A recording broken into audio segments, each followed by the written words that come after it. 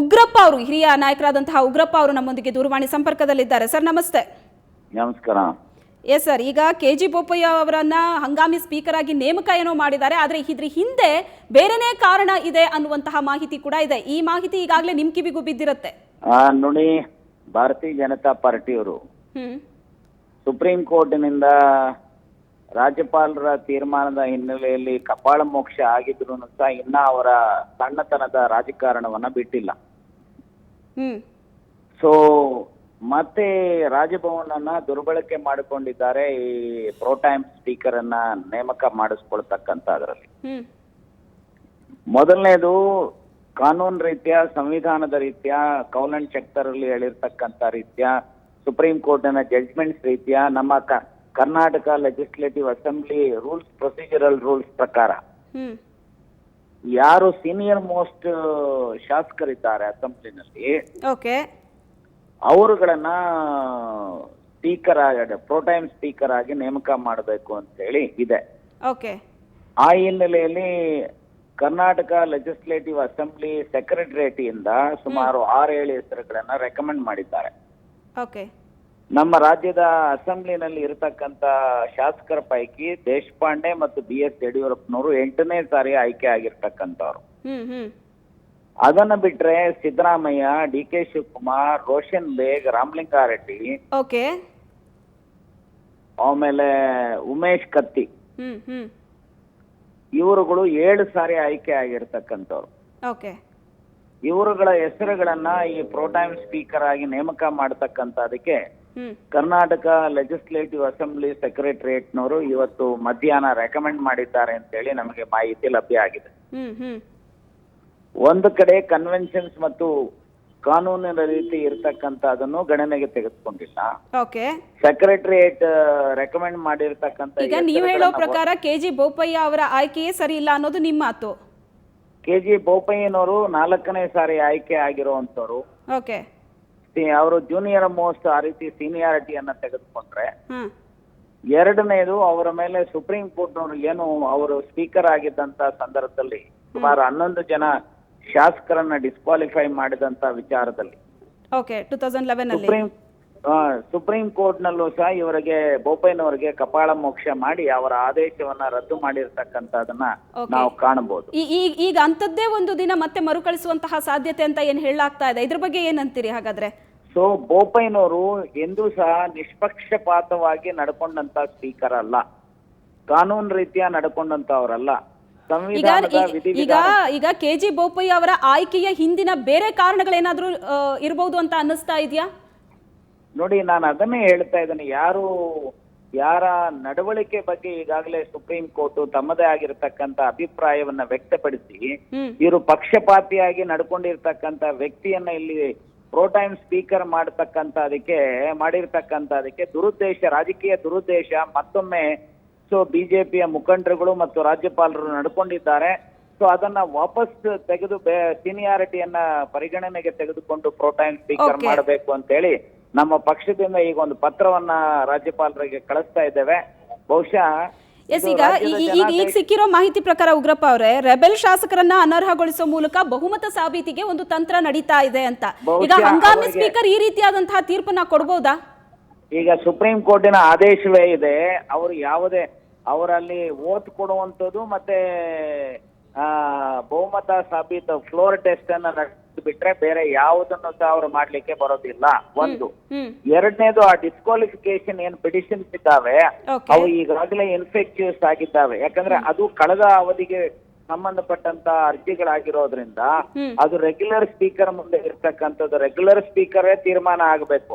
ಅವರು ತೀರ್ಮಾನ ಮಾಡತಕ್ಕಂಥದಕ್ಕೂ ಸಹ ಇಲ್ಲ. ಯಾಕಂದ್ರೆ ಅವಧಿನೇ ಮುಗಿದೋಗಿರೋದ್ರಿಂದ ನೀವೇನಾದ್ರೂ ಡಿಸ್ಕ್ವಾಲಿಫೈ ಅಕಸ್ಮಾತ್ ಮಾಡಿದ್ರು ಸಹ ಆ ಅವಧಿಗೆ ಮಾತ್ರ, ಆ 5 ವರ್ಷದ ಅವಧಿಗೆ ಮಾತ್ರನೇ ಹೊರತು ನಂತರದ ಅವಧಿಗೆ ಡಿಸ್ಕ್ವಾಲಿಫೈ ಮಾಡತಕ್ಕಂಥದಕ್ಕೆ 10 ಶೆಡ್ಯೂಲ್ ನಲ್ಲಿ ಅವಕಾಶ ಇಲ್ಲ. ಸಂವಿಧಾನದ 10 ಶೆಡ್ಯೂಲ್ ನಲ್ಲೂ ಸಹ ಅವಕಾಶ ಇಲ್ಲ. ಈಗ ನೀವು KG ಬೋಪಯ್ಯ ಅವ್ರ ಬಗ್ಗೆ ಮಾತಾಡುವಾಗ ಹೇಳಿದ್ರಿ ಅವರು ನಿಷ್ಪಕ್ಷಪಾತವಾಗಿ ಯಾವತ್ತೂ ಕೂಡ ಕೆಲಸ ಮಾಡೋದೇ ಇಲ್ಲ ಅಂತ. ಈಗ ನಿಮ್ ಪ್ರಕಾರನೇ ಹೋದ್ರೆ ಈಗ ಕೋಳಿವಾಡ ಅವರು ಯಾವ ತರ ಕಾನೂನು ಪ್ರಕಾರವಾಗಿ ನಡ್ಕೊಂಡಿದ್ರು? ಹಾಗಾದ್ರೆ 7 ಜನ JDS ಶಾಸಕರನ್ನ ಅನರ್ಹಗೊಳಿಸಬೇಕಾಗಿತ್ತು, ಆದ್ರೂ ಕೂಡ ಆ ಫೈಲ್ ಅನ್ನ ಹಾಗೆ ಇಟ್ಕೊಂಡು ಕೂತಿದ್ದಾರೆ. ನೋಡಿ, ನೀವು ಒಂದೊಂದನ್ನು ಒಂದೊಂದಕ್ಕೆ ಮಿಕ್ಸ್ ಮಾಡಕ್ ಹೋಗ್ಬೇಡಿ. ಅಲ್ಲ, ಸ್ಪೀಕರ್ ಅಂತ ಬಂದಾಗ ಈಗ ಎಲ್ಲಾ ಸರ್ಕಾರದ ಅವಧಿಯಲ್ಲಿರುವಂತಹ ಸ್ಪೀಕರ್ಗಳು ಬರ್ತಾರಲ್ವಾ? ತಮಗೆ ಅನುಭವದ ಕೊರತೆಯನ್ನ ಇದೆ. ನಾವು ಡಿಕ್ಟೇಟ್ ಮಾಡಕ್ ಆಗೋದಿಲ್ಲ. ಎಷ್ಟೇ ದಿವಸದಲ್ಲಿ ನೀವು ಅರ್ಜಿಯನ್ನ ಕೇಸನ್ನ ಇತ್ಯರ್ಥ ಮಾಡಬೇಕು ಅಂತ ಹೇಳಿ ಸುಪ್ರೀಂ ಕೋರ್ಟ್ಗೋ ಉಗ್ರಪ್ಪ ಅವರೇ, ನಿಮ್ಗೆ ಅನುಭವ ಇದೆ, ಅನುಭವಸ್ಥರು, ರಾಜಕೀಯದ ಒಳ ಹೊರಗುಗಳು ನಿಮಗೆ ಗೊತ್ತು. ಹಾಗಾಗಿ ನಿಮ್ಮನ್ನ ಪ್ರಶ್ನೆ ಮಾಡ್ತಾ ಇದ್ದೀವಿ. ಒಂದ್ ವೇಳೆ ಬೋಪಯ್ಯ ಅವರು 3 ಮಂದಿಯನ್ನ ಅನರ್ಹಗೊಳಿಸಿದ್ರೆ ಅವ್ರು ಕೋರ್ಟ್ಗೆ ಹೋಗ್ತಾರೆ, ಆಗ ಬಿಜೆಪಿಗೆ ಮತ್ತಷ್ಟು ಸಮಯ ಸಿಗುತ್ತೆ ಅಲ್ವಾ? No chance at all. ಅವ್ರು ಏನಾದ್ರು, ಯಾಕಂದ್ರೆ ಸುಪ್ರೀಂ ಕೋರ್ಟ್ ನ ನಿರ್ದೇಶನದ ರೀತ್ಯ ಏನೆಲ್ಲ ಇಲ್ಲಿ ಪ್ರೊಸೀಡಿಂಗ್ಸ್ ನಡೀತಾವೆ ಅದನ್ನ ರೆಕಾರ್ಡ್ ಆಗಬೇಕಾಗುತ್ತೆ. ಮತ್ತೆ ಅಷ್ಟೇ ಅಲ್ಲ, ಅದನ್ನ ಸುಪ್ರೀಂ ಕೋರ್ಟ್ಗೆ ಮತ್ತೆ ಪ್ಲೇಸ್ ಮಾಡಬೇಕಾಗುತ್ತೆ. ಇದು ಒಂದು.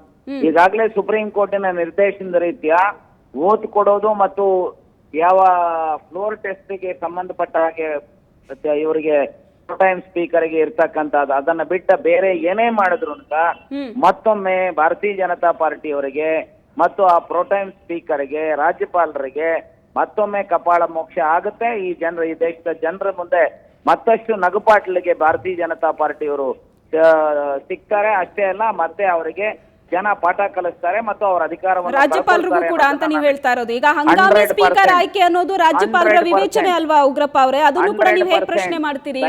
ದಯಮಾಡಿ ಒಂದನ್ನ ತಿಳ್ಕೋಬೇಕು. ನನ್ನ ಮುಂದೆ ಸುಪ್ರೀಂ ಕೋರ್ಟ್ ನ ಜಡ್ಜ್ಮೆಂಟ್ಸ್ ಇದ್ದಾವೆ. ಓಕೆ, ನಾನು ಕೇಳ್ತಾ ಇರೋದು ಹಂಗಾಮಿ ಸ್ಪೀಕರ್ ಆಯ್ಕೆ ರಾಜ್ಯಪಾಲರ ವಿವೇಚನೆಗೆ ಬಿಟ್ಟಂತಹ ವಿಚಾರ. ಬಟ್ ಅದನ್ನು ಕೂಡ ಹೇಗೆ ಪ್ರಶ್ನೆ ಮಾಡ್ತೀರಿ ಅಂತ ನಾನು ಕೇಳ್ತಾ ಇದ್ದೀನಿ. ದಯಮಾಡಿ ಕೇಳ್ತೀರಾ? ನನ್ನ ಮುಂದೆ ಇಲ್ಲಿ ಸುಪ್ರೀಂ ಕೋರ್ಟಿನ ಜಡ್ಜ್ಮೆಂಟ್ಸ್ ಇಟ್ಕೊಂಡು ಮಾತನಾಡ್ತಾ ಇದ್ದೇನೆ. ಓಕೆ, ಹೇಳಿ, ಮಾತಾಡ್ತಾ ಇದ್ದೀರಿ. ಇಟ್ಕೊಂಡು ಮಾತಾಡ್ತಾ ಇದ್ದೇನೆ, ಸಂವಿಧಾನ ಇಟ್ಟುಕೊಂಡು ಮಾತನಾಡ್ತಾ ಇದ್ದೇನೆ. ನಾನು ಸುಮ್ಮನೆ ಮಾತನಾಡ್ತಾ ಇಲ್ಲ. ಇದನ್ನು ಈಗಾಗಲೇ ಸುಪ್ರೀಂ ಕೋರ್ಟ್ ಕನ್ಸಿಡರ್ ಮಾಡಿದೆ, ಇದರ ಮೇಲೆ ಆದೇಶಗಳನ್ನ ಮಾಡಿದ್ದಾರೆ. ಅಲ್ಲ, ಈಗ ನೀವು ನಿಮ್ ಮುಂದೆ ಜಡ್ಜ್ಮೆಂಟ್ ಇಟ್ಕೊಂಡಿದ್ದೀರಾ, ಸಂವಿಧಾನ ಇಟ್ಕೊಂಡು ಮಾತಾಡ್ತಾ ಇದ್ದೀರಾ. ಆದ್ರೆ ಉಗ್ರಪ್ಪ ಅವರ ಹೊರತುಪಡಿಸಿ ಬೇರೆ ಯಾರು ಕೂಡ ಸಂವಿಧಾನಕ್ಕೆ ಬೆಲೆ ಕೊಡ್ತಾ ಇಲ್ಲ ಅಂತ ಹೇಳ್ತೀರಾ, ಸುಪ್ರೀಂ ಕೋರ್ಟ್ ನ ಜಡ್ಜ್ಮೆಂಟ್ ಗೆ ಗೌರವ ಕೊಡ್ತಾ ಇಲ್ಲ ಅಂತ ಹೇಳ್ತಿದ್ದೀರಾ? ನಾನು ಯಾರು ಅಂತ ಹೇಳಲಿಕ್ಕೆ ಹೋಗುದಿಲ್ಲ. ಈ ರೀತಿ ಆ ಉದ್ದಟತನದ ಮಾತನ್ನ ನಾನು ಹೇಳಲಿಕ್ಕೆ ಹೋಗುದಿಲ್ಲ, ಅಥವಾ ನನ್ನ ಬಾಯಿಗೆ ನೀವು ತುರುಕೋದಕ್ಕೂ ಹೋಗಬೇಡಿ. ನಾನು ಸ್ಪಷ್ಟಪಡಿಸ್ತಾ ಇದ್ದೇನೆ, ಈ ಇಶ್ಯೂನಲ್ಲಿ ರಾಜ್ಯಪಾಲರು ಮತ್ತು ಯಡಿಯೂರಪ್ಪನವರು ಮತ್ತು ಬಿಜೆಪಿಯ ಮುಖಂಡರುಗಳು ಸಂವಿಧಾನದ ವಿರುದ್ಧವಾಗಿ ನಡ್ಕೊಳ್ತಾ ಇದ್ದಾರೆ, ಸುಪ್ರೀಂ ಕೋರ್ಟ್ ನ ಆದೇಶಗಳ ವಿರುದ್ಧವಾಗಿ ನಡ್ಕೊಳ್ತಾ ಇದ್ದಾರೆ, ಕನ್ವೆನ್ಷನ್ಸ್ ನ ವಿರುದ್ಧವಾಗಿ ನಡ್ಕೊಳ್ತಾ ಇದ್ದಾರೆ. ಇದರಲ್ಲಿ ರಾಜಕೀಯ ದುರುದ್ದೇಶ ಈ ಬೋಪಯ್ಯನವರನ್ನ ನೇಮಕ ಮಾಡೋದ್ರಲ್ಲಿ ಇದೆ ಅನ್ನೋದನ್ನ ನಾನು ಸ್ಪಷ್ಟಪಡಿಸ್ಲಿಕ್ಕೆ ಬಯಸ್ತೇನೆ. ಸೊ ಇದನ್ನ ರಾಜ್ಯದ ಜನತೆ ಅರ್ಥ ಮಾಡ್ಕೊಳ್ತಾರೆ. ಸುಪ್ರೀಂ ಕೋರ್ಟ್ ಮುಂದೆನೂ ಸಹ ಇನ್ನ ಇಶ್ಯೂ ಪೆಂಡಿಂಗ್ ಇರ್ತಕ್ಕಂತ ಸಂದರ್ಭದಲ್ಲಿ ಈ ರೀತಿ ಯಾವ ಸೆಕ್ರೆಟರಿಯೇಟ್ನವರು ಬೇರೆ ಹೆಸರುಗಳು ರೆಕಮೆಂಡ್ ಮಾಡಿದ್ರು ಸಹ ಅದನ್ನ ಬಿಟ್ಟು ರಾಜ್ಯಪಾಲರಿಗೆ ಏನು ಉದ್ದೇಶ ಇತ್ತು, ಇಂಥವ್ರನ್ನ ಬೇರೆಯವರನ್ನ ಲಿಸ್ಟ್ ಅಲ್ಲಿ ಇಲ್ಲದೆ ಇರೋ ಹೆಸರನ್ನ ನೇಮಕ ಮಾಡುವಂತದಕ್ಕೆ ಸರಿ? ಹಾಗಾದ್ರೆ ಸ್ಪೀಕರ್ ನೇಮಕಾತಿಯನ್ನ ಪ್ರಶ್ನೆ ಮಾಡಿ ನೀವು ಕೂಡ ಸುಪ್ರೀಂ ಕೋರ್ಟ್ ಮೆಟ್ಲ ಹತ್ತುತ್ತೀರಾ? ಹಾಗಾದ್ರೆ ನೋಡಿ, ಈಗ ಈ ಹಂತದಲ್ಲಿ ಇರುವಂತ 24 hours ಅಲ್ಲಿ ಸುಪ್ರೀಂ ಕೋರ್ಟ್ ಮೆಟ್ಲ ಹತ್ತೋದಕ್ಕೆ ಸಮಯದ ಅಭಾವ ಇದೆ. ಆದ್ರೆ ನಾನು ಇಷ್ಟೇ ಹೇಳ್ತೇನೆ, ಅಲ್ಲ, ಈಗ ಯಡಿಯೂರಪ್ಪ ಪ್ರಮಾಣ ವಚನ ಅಂತ ಅಂದಾಗ ತುಂಬಾ ಕಡಿಮೆ ಅವಧಿಯಲ್ಲಿ ಸುಪ್ರೀಂ ಕೋರ್ಟ್ ಕದವನ್ನ ತಟ್ಟದಂತವ್ರು. ಈಗ ಕೆಜಿ ಬೋಪಯ್ಯ ಆಯ್ಕೆ ಬಗ್ಗೆ ಪ್ರಶ್ನೆ ಎದ್ದಿದೆ ಅಂತ ಅಂದ್ರೆ ಚಾನ್ಸಸ್ ಆದ್ರೆ ಥ್ರೂ ಪ್ಯಾನಲ್ ನಿಮ್ಮ ಟಿವಿಯ ಮುಖಾಂತರ ಈ ಒಂದು ಗಾಢವಾದಂತ ಕಾನೂನಿನ ವಿಚಾರವನ್ನ ಚರ್ಚೆ ಮಾಡೋದ್ರಲ್ಲಿ ಅರ್ಥ ಇಲ್ಲ. ಈಗಾಗಲೇ ನಾವು ಒಂದು ಪತ್ರವನ್ನ ಬರಿತಾ ಇದ್ವಿ. ಸೊ ಅವರ ರಾಜ್ಯಪಾಲರು ಏನಾದ್ರೂ ಸಹ ಅವ್ರಿಗೆ ಏನಾದ್ರೂ ಸ್ವಲ್ಪನಾದ್ರೂ ಗೌರವ ಇದೆ ಅಂತ ಹೇಳಿದ್ರೆ ಸಂವಿಧಾನಕ್ಕೆ ಮತ್ತು ಕಾನೂನಿಗೆ, ಬಹುಶಃ ಅವರ ತೀರ್ಮಾನವನ್ನ ಪುನರ್ ಪರಿಶೀಲಿಸಬಹುದು ಅಂತ ಹೇಳಿ ನಾ ಭಾವ. ಈಗ ನೀವು ಇನ್ನೊಂದು ಮಾತು ಹೇಳಿದ್ರಿ, ಕೆಜಿ ಬೋಪಯ್ಯ ಅವ್ರಿಗೆ ಯಾವುದೇ ಅಧಿಕಾರ ಇಲ್ಲ ಅಂತ. ಯಾವುದೇ ಅಧಿಕಾರ ಇಲ್ಲ ಅಂತ ಅಂದ ಮೇಲೆ ಯಾಕೆ ಅವ್ರನ್ನ ವಿರೋಧಿಸ್ತಾ ಇದ್ದೀರಿ ಹಾಗಾದ್ರೆ? ನಿಮ್ಗೆ ಯಾವುದಕ್ಕೆ ಏನು ಕೇಳ್ತಿರೋ, ನಿಮ್ಗೆ ಯಾರು ಹೇಳ್ತಾರೋ ನೋಡ್ರಿ. ಒಂದು ಪ್ರೋಟೈಮ್ ಸ್ಪೀಕರ್ಗೆ ಏನಿದೆ ಅಂತ ಹೇಳಿ ಈಗಾಗಲೇ ಸುಪ್ರೀಂ ಕೋರ್ಟ್ನವ್ರು ಹೇಳಿದ್ದಾರೆ. ನೀವೇ ಹೇಳಿದ್ರೆ ಈಗ ಮಾಡ್ತಾರೆ ಅಂತ ಹೇಳಿ ಅದನ್ನ ಅವರಿಗೆ ಮಾಡೋದಕ್ಕೆ ಕೆಜಿ ಬೋಪಯ್ಯ ಅವರ ಆಯ್ಕೆ ಕುರಿತಂತೆ ನಾವು ನಿಮ್ಮನ್ನ ಪ್ರಶ್ನೆ ಮಾಡಿದ್ವಿ. ಈಗ ನೀವು ಹೇಳಿದ್ರಿ ಅವ್ರಿಗೆ ಯಾವುದೇ ಅಧಿಕಾರ ಇಲ್ಲ ಅಂತ. ಅಧಿಕಾರ ಇಲ್ಲ ಅಂದ್ರೆ ಅವರಿಂದ ನಿಮ್ಗೆ ಯಾವುದೇ ರೀತಿ ತೊಂದರೆ ಆಗಲ್ಲ ಅಂತ. ಈ ವಿಚಾರದ ಬಗ್ಗೆ ಗೊತ್ತಿದ್ರೆ ಹೇಳಿ ಉಗ್ರಪ್ಪ ಅವರೇ. ಒಂದು ನಿಮಿಷ ನನಗೆ ಅವರು ಡಿಸ್ಕ್ವಾಲಿಫೈ ಮಾಡ್ತಾರೆ ಅನ್ನೋದು ನೀವು ಕೇಳಿದಂತ ವಿಚಾರ ಹೌದು. ಎಸ್, ಡಿಸ್ಕ್ವಾಲಿಫೈ ಸಾಧ್ಯನಾ ಅಂತ ನಾನು ನಿಮ್ಮನ್ನ ಕೇಳಿದೆ. ಅವರ ಡಿಸ್ಕ್ವಾಲಿಫೈ ಮಾಡತಕ್ಕಂತದಕ್ಕೆ ಪ್ರೋಟೈಮ್ ಸ್ಪೀಕರ್ಗೆ ಬೋಪಯ್ಯ ಆಗ್ಲಿ ಇನ್ನೊಬ್ಬರಾಗ್ಲಿ ಮಾಡ್ಲಿಕ್ಕೆ ಬರೋದಿಲ್ಲ. ಇದು ಒಂದು. ಎರಡನೇದು, ಬೋಪಯ್ಯನವರು ತೊಂದರೆ ಮಾಡ್ತಾರೋ ಬಿಡ್ತಾರೋ, ರಾಜಕೀಯವಾಗಿ ನಿರ್ಣಯಗಳು ತೆಗೆದುಕೊಳ್ತಾರೋ ಇಲ್ಲ ಅನ್ನುವಂಥದ್ದು ಎರಡನೇ ವಿಷಯ. ಆದ್ರೆ ಕಾನೂನಿಗೆ ವಿರುದ್ಧವಾಗಿ ರಾಜ್ಯಪಾಲರು ಮತ್ತು ಬಿಜೆಪಿಯ ಮುಖ್ಯಮಂತ್ರಿಗಳ ಶಿಫಾರಸುಗಳು ಏನಿದ್ದಾವೆ ಸೊ ಅದು ಅದರ ಹಿನ್ನೆಲೆಯಲ್ಲಿ ನಾನು ಈಗಲೇ ಹೇಳಿದೆ, ಅವರು ಸ್ಪೀಕರ್ ಆಗಿದ್ದಂತ ಸಂದರ್ಭದಲ್ಲಿ ಯಾರನ್ನ ಡಿಸ್ಕ್ವಾಲಿಫೈ ಮಾಡಿದ್ರು ಆ ಕೇಸ್ ಸುಪ್ರೀಂ ಕೋರ್ಟ್ ವರೆಗೂ ಹೋಗಿ ಸುಪ್ರೀಂ ಕೋರ್ಟ್ ನಲ್ಲಿ ಆ ಡಿಸ್ಕ್ವಾಲಿಫೈ ಮಾಡಿದಂತ ಆದೇಶವನ್ನ ಕ್ವಾಶ್ ಮಾಡಿ ಸೆಟಿಸೈಡ್ ಮಾಡಿ ಮಾಡುವಂತ ಸಂದರ್ಭದಲ್ಲಿ ಇವರ ಬೋಪಯ್ಯನವರ ಕಾಂಡಕ್ಟ್ ಬಗ್ಗೆ, ಬೋಪಯ್ಯನವರ ತೀರ್ಮಾನದ ಬಗ್ಗೆ ಸುಪ್ರೀಂ ಕೋರ್ಟ್ನವರು ಈಗಾಗಲೇ ಸ್ಪೀಚಸ್ ಪಾಸ್ ಮಾಡಿದ್ದಾರೆ. ಇದು ಒಂದು. ಎರಡನೇದು, ಅವರ ಹೆಸರನ್ನ ಶಿಫಾರಸು ಆಗದ ಇದ್ರು ಅಂತ ಅವರ ಹೆಸರನ್ನ ಪರಿಗಣನೆ 4ನೇ ಸಾರಿ 7ನೇ ಸಾರಿ ಆಗಿರೋರು ಒಂದು 6-7 ಜನ ಇದ್ದಾರೆ, 8ನೇ ಸಾರಿ ಆಗಿರೋರು 2 ಇದ್ದಾರೆ ಶಾಸಕರಾಗಿರೋಂಥವ್ರು. ಅವ್ರನ್ನ ಪರಿಗಣನೆ ಮಾಡಿದೆ 4ನೇ ಸಾರಿ ಅವರನ್ನ ಮಾಡಿರ್ತಕ್ಕಂಥದ್ದು ದುರುದ್ದೇಶ ಇದೆ ಕಾಣ್ತಾ ಇದೆ ಮೇಲ್ನೋಟಕ್ಕೆ ಅನ್ನೋದನ್ನ ಹೇಳಲಿಕ್ಕೆ ಬಯಸ್ತೇನೆ. ಆ ದುರುದ್ದೇಶವೇ ಏನು ಅನ್ನೋದು ನಮ್ಮ ಪ್ರಶ್ನೆ ಆಗಿತ್ತು. ಹಾಗಾದ್ರೆ ಕೆಜಿ ಬೋಪಯ್ಯ ಅವರ ನೇಮಕಾತಿಯಿಂದ ಇಂತಹ ಕಾರಣಗಳು ಇರಬಹುದಾ ಅನ್ನುವಂತಹ ಪ್ರಶ್ನೆಯನ್ನ ನಾವು ನಿಮ್ಮ ಮುಂದೆ ಇಟ್ಟಿದ್ದು. ಕಾರಣಗಳಿದೆ, ರಾಜಕೀಯ ಪ್ರೇರಿತವಾಗಿ ಈ ರೀತಿಯ ನೇಮಕ. ನಿಮಗೇನಾದ್ರೂ ಇದ್ರೆ ಕಾರಣಗಳಿದ್ರೆ ದಯಮಾಡಿ ನೀವು ಜನತೆ ಮುಂದೆ ಇಡಿ, ಇಂಥ ಕಾರಣಗಳಿಂದ ಇರಬಹುದು ಅಂತ ಹೇಳಿ. ನಾನು ಈ ಸಂದರ್ಭದಲ್ಲಿ ಇಷ್ಟೇ ಹೇಳ್ತೇನೆ, ಬೋಪಯ್ಯನವರ ನೇಮಕಾತಿ ಮಾಡಿರ್ತಕ್ಕಂಥದ್ದು ರಾಜಕೀಯ ದುರುದ್ದೇಶ ಇರೋ ಹಾಗೆ ಮೇಲ್ನೋಟಕ್ಕೆ ಕಾಣ್ತಾ ಇದೆ. ಓಕೆ, ಆ ದುರುದ್ದೇಶ ಏನಾದ್ರೂ ಕಾಂಗ್ರೆಸ್ಗೆ ಮುಳುವಾಗುವಂತಹ ಚಾನ್ಸಸ್ ಇದೆಯಾ?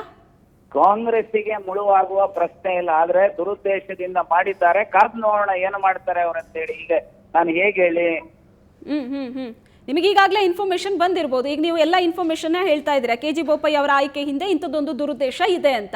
ಆ ದುರುದ್ದೇಶ ಏನು ಅನ್ನೋದ್ರ ಬಗ್ಗೆ ಮಾಹಿತಿ ಬಂದಿದ್ಯಾ ಅಂತ ಈಗ ಹೇಳ್ತಾ ಇರೋದು.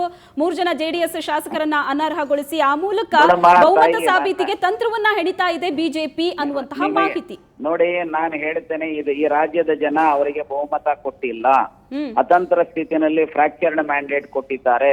2 ಪಕ್ಷಗಳ ಸೇರಿ ಸರ್ಕಾರ ಮಾಡಬೇಕು ಅನ್ನುವಂಥದ್ದು ಜನಾದೇಶ. ಸೊ ಹಾಗಾಗಿ ಅವ್ರಿಗೆ ಬಹುಮತ ಸಿಗುವ ಪ್ರಶ್ನೆ ಉದ್ಭವ ಆಗೋದಿಲ್ಲ. ಸೊ ಆದ್ರೂ ಏನಾಗಿದೆ, ವಾಮ ಮಾರ್ಗಗಳಿಂದ ಹೇಗೆ 3 ರಾಜ್ಯಗಳನ್ನ, ಗೋವಾ ಇರಬಹುದು, ಮಣಿಪುರ ಇರಬಹುದು, ಮೇಘಾಲಯದಲ್ಲಿ ವಾಮ ಮಾರ್ಗಗಳಿಂದ ಅಧಿಕಾರ ಹಿಡಿದ್ರಲ್ಲ, ಅದೇ ರೀತಿ ಇಲ್ಲೂ ಸಹ ವಾಮ ಮಾರ್ಗಗಳಿಂದ ಅಧಿಕಾರ ಹಿಡಿಯುವಂತ ಪ್ರಯತ್ನ ನಡೆಸಿದ್ದಾರೆ. ಅವರಿಗೆ ಇದರಲ್ಲಿ ಯಶಸ್ಸು ಸಿಗೋದಿಲ್ಲ ಅಂತ ಹೇಳಿ ನಾನು ಭಾವಿಸ್ತೇನೆ. ಓಕೆ, ಹಾಗಾದ್ರೆ ಈಗ ಬಿಜೆಪಿ ಅವರು ಹೇಳೋದು ಕಾಂಗ್ರೆಸ್ ಈ ರೀತಿಯಾದಂತಹ ವಾಮ ಮಾರ್ಗವನ್ನ ಉಪಯೋಗಿಸ್ತಾ ಇದೆ ಸರ್ಕಾರ ರಚನೆ ಮಾಡಬೇಕು ಅನ್ನೋ ನಿಟ್ಟಿನಲ್ಲಿ ಅಂತ. ನೀವು ಹೇಳ್ತೀರಿ ಬಿಜೆಪಿ ವಾಮ ಮಾರ್ಗವನ್ನ ಅನುಸರಿಸ್ತಾ ಇದೆ ಅಂತ. ಅಲ್ಲಮ್ಮ, ಈಗ ನಾವು ರಾಜಮಾರ್ಗದಲ್ಲೇ ಇರತಕ್ಕಂತ ಅತಂತ್ರ ಸ್ಥಿತಿಯನ್ನ ಅರ್ಥ ಮಾಡಿಕೊಂಡು ರಾಜಮಾರ್ಗದಲ್ಲೇ ಅಲಯನ್ಸ್ ಅನ್ನ ಮಾಡಿಕೊಂಡಿದ್ದೇವೆ. ಅಲಯನ್ಸ್ ಪ್ರಕಾರ ನಾವು 78 ಜನ ಇರತಕ್ಕಂತ ಶಾಸಕರು, JDSನವರು 38 ಜನ, 116 ಪ್ಲಸ್ ಇಂಡಿಪೆಂಡೆಂಟ್ ಇಬ್ರು 118 ಜನ ಆಗ್ತೇವೆ. ಅವರಿಗೆ 104 ಇದೆ. ಯಾವ ವಾಮ ಮಾರ್ಗ ಹಿಡಿದಿದೆ ದಯಮಾಡಿ ಹೇಳ್ತೀರಾ? ಎಸ್ ಉಗ್ರಪ್ಪ ಅವರೇ, ನೋಡೋಣ. ನಾಳೆ ಇಷ್ಟೊತ್ತಿಗೆ ಐ ಥಿಂಕ್ ಒಂದು ಕ್ಲಾರಿಟಿ ಅಂತೂ ರಾಜ್ಯದ ಜನಕ್ಕೆ ಸಿಗುತ್ತೆ. 4 ಗಂಟೆಗೆ ಬಹುಮತ ಸಾಬೀತು ಮಾಡಬೇಕು. ನಿನ್ನೆ ಮೊನ್ನೆಗೂ ಇವತ್ತು ಸುಪ್ರೀಂ ಕೋರ್ಟ್ನವರು ಕ್ಲಾರಿಟಿ ಕೊಟ್ಟಿದ್ದಾರಲ್ವಾ? ಸೊ ಹಾಗಾಗಿ ನಾಳೆನೂ ಸಹ ಈ ರಾಜ್ಯದ ಜನತೆಗೆ ಕ್ಲಾರಿಟಿ ಸಿಗುತ್ತೆ ಅಂತ ಹೇಳಿ ನಾನು ಭಾವಿಸಿದ್ದೇನೆ. ಎಸ್, ಥ್ಯಾಂಕ್ ಯು ಉಗ್ರಪ್ಪ ಅವರೇ, ಥ್ಯಾಂಕ್ ಯು ಸುವರ್ಣ ನ್ಯೂಸ್ ಜೊತೆ ಮಾತಾಡಿದ್ದಕ್ಕೆ.